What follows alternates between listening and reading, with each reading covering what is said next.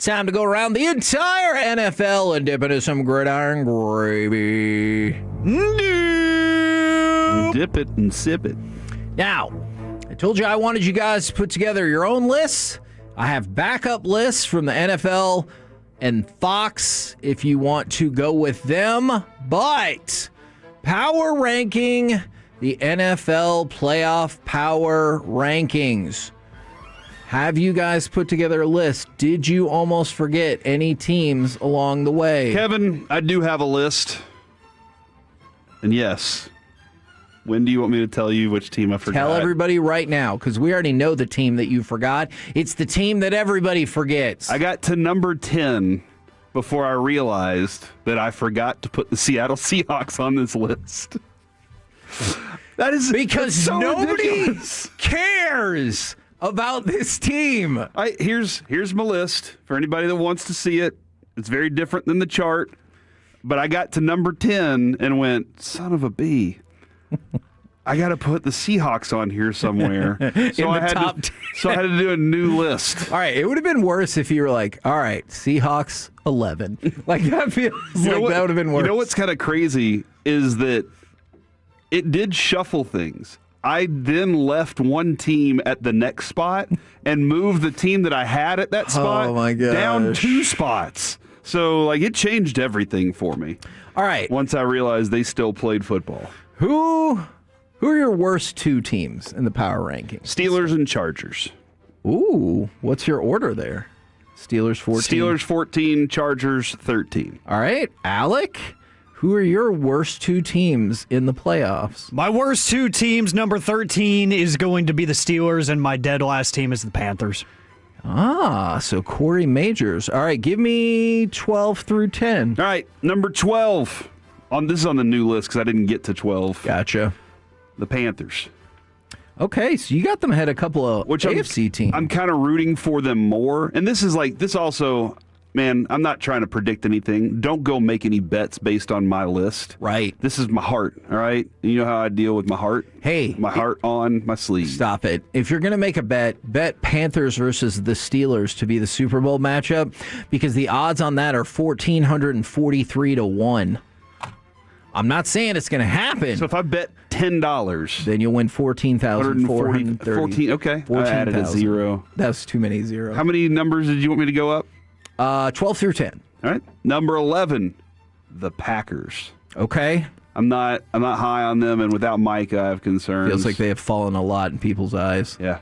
They should have been better, dude. Sure. They at one point they should have been able to run the table. In the AFC, they would not have made the playoffs. Number 10, the Buffalo Bills. Whoa! Yeah. Spicy! Yeah. Alec, tell me real quick, where are the Bills on your list?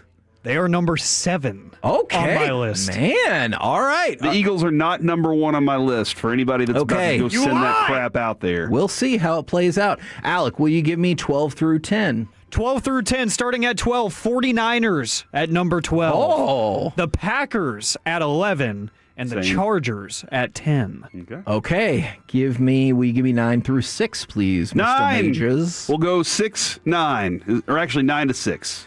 Nice. Number 9. Seems fitting. The Niners. Okay. I did that on purpose. Okay.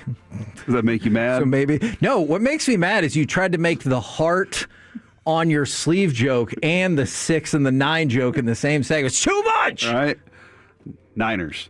I did hear a Niner in there. For number 8, the Eagles.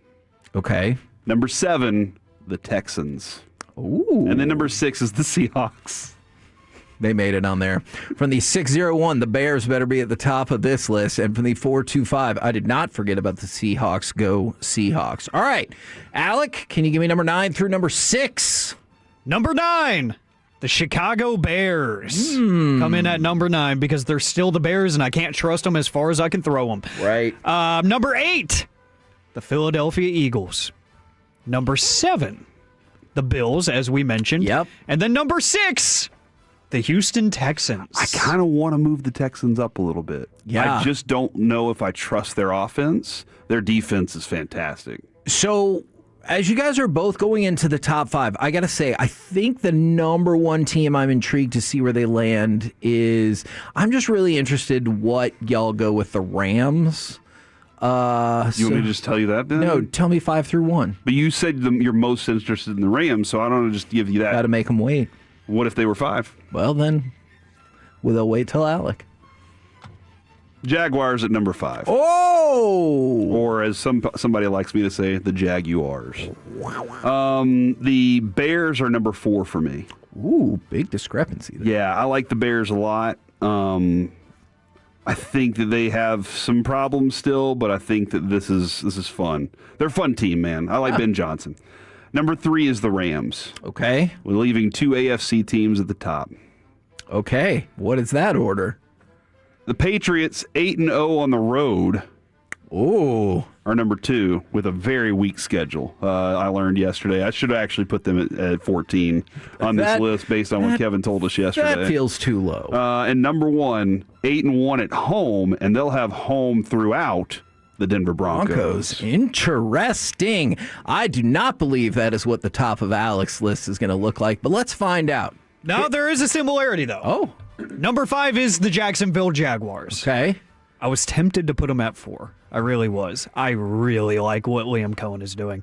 Number 4, the Denver Broncos. See, I think he might have the Rams at 1. He hates the Broncos, though. And the Bears. He always has. Okay. Huh. Is that a long-standing? You think he's worked with us for over a year now, Kevin. You think you'd be more anti-Bronco, though, given the horse allergy? Yeah, it makes a lot of sense. Does it? Thank you for going along with me, though. All right. Alec? Number 3, the Los Angeles Rams. I slept on this, and I changed my mind this morning. I literally scratched it out today. I changed my mind this morning. Well, you could see how I might have thought you would put the Rams 1, right? Yes, I thought about it more, and I was like, I think that Seattle has done a little bit more, even though I don't want to admit it. So they are number 2. The Seahawks come in at number 2, and number 1, I don't care about the strength of schedule. That's still a damn good football team in New England, baby. The Patriots are number 1 on my playoff power rankings. From the 405, I have the Bears versus the Jags in the Super Bowl, or the Seahawks versus the Broncos. It's interesting that you would switch both teams, but I like it. Now, unfortunately, I need to bring this up. This is a terrible story from an absolute garbage organization when it comes to off-the-field matters. These are just accusations. Rashee Rice, who last year almost killed some people while driving on 75, and then him and his buddies ran away instead of waiting for the cops or, to see if those people were okay or anything like that. His ex-girlfriend, who has 2 children with the receiver, is accusing him of abuse, and she posted some pictures and everything. Now, look, what are the Chiefs really going to say? They said the club is aware of the allegations. We will have no further comment at this time. I get it. That is exactly what you need to say, but it's not. I guess my question is, let's say the court of law or the NFL or whatever, because sometimes the NFL just takes the law into their own hands, determines that, yes, this happened. So in the span of a year, you've got racing on the highway, fleeing the scene, and beating up a woman. Mm-hmm. Is that the end of the line? Like, if you run the NFL, you're done. Oh, you're asking me? Yeah. Yes. You asking the NFL? Yeah, what do you think they say? Okay. Is he talented? A team will give him a chance. Kevin, the owners and the team GMs, they are separate entities of the NFL. They can pick and choose the players that they want. For sure. And if they lack talent at a certain position, they can get them. But yeah, I would probably have a little more strict rule settings on certain things for sure. And, obviously you got to go through the process of this. But yeah, I would absolutely treat this a lot differently. Now, interesting timing on this. The Chiefs did fire their wide receiver coach. I believe that is not related to this incident whatsoever. I just think it's like subpar play, and you got to find people to lose their job. Do you think they have the good receivers on that team. I think their receivers were a huge letdown this year. Yeah. Absolutely. And I don't know if it was the coaching or the players as much. Like some of those guys are smaller, fast receivers that's what they are. They're not big possession receivers. They don't have the full package like a George Pickens does. Yeah. And I thought they were lacking that whenever they were like, man, Xavier Worthy, though. He's going to go deep. Yeah, and I think a lot of people, Sky Moore, all kinds of folks, and you're probably Hollywood right Brown. about the NFL, but I would hope, like as the NFL, they would be able to say, all right, if you almost kill some people on the highway and then flee the scene of the crime, and then within the same exact year you beat up a woman, that you don't get to play in the league anymore. That doesn't mean society leaves you behind as a human. Mm-hmm. It just means you don't get to play